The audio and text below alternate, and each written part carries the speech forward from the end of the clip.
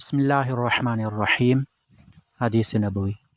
हज़रत उस्मान रज़ियल्लाहु अन्हु से रिवायत है कि उन्होंने वज़ू किया तो 3 मरतबा अपने हाथों पर पानी डाला, फिर कुल्ली की और नाक झाड़ी, फिर 3 बार अपना चेहरा धोया, फिर 3 मरतबा कोहनी समेत अपना दायां हाथ धोया, फिर 3 मरतबा कोहनी समेत अपना बायां हाथ धोया, फिर अपने सर का मसा किया, फिर 3 मरतबा अपना दायां पाँव धोया, फिर 3 मरतबा बायां।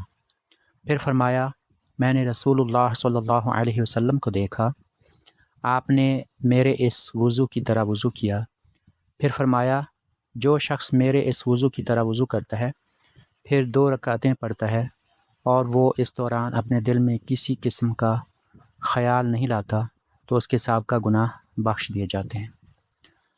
हदीस पाक में हज़रत उस्मान रज़ियल्लाहु अन्हु का ज़िक्र है कि उन्होंने वज़ू करके दिखाया। 3 मरतबा आपने हाथ धोए, फिर कुल्ली फरमाई और नाक में पानी डाला, फिर आपने 3 मरतबा चेहरा धोया।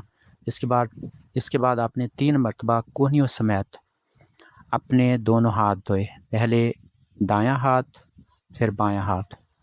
इसके बाद आपने सर का मसा फरमाया और इसके बाद आपने 3 मरतबा अपने पाँव धोए, यानी पहले दायां पाँव 3 मरतबा धोया, फिर बायां पाँव 3 मरतबा धोया।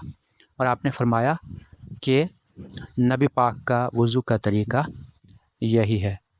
और आपने ये भी बताया कि नबी करीम सल्लल्लाहु अलैहि वसल्लम ने फरमाया है कि जो शख्स मेरे इस वज़ू की तरह वज़ू करता है, फिर 2 रकातें पढ़ता है और वो इस दौरान अपने दिल में किसी किस्म का ख़याल नहीं लाता। शारहीन ने कहा है कि वज़ू के बाद 2 रकातें ये कम दर्जा है, यानी इससे ज़्यादा भी पढ़ी जा सकती हैं, लेकिन यहाँ पर यह बताया गया कि कम अज़ कम जो शख्स 2 रकातें पढ़ता है, तो अगर वो खुशू खुज़ू के साथ नमाज अदा करता है ये वाली, तो उसके पिछले जो गुनाह होते हैं वो बख्श दिए जाते हैं।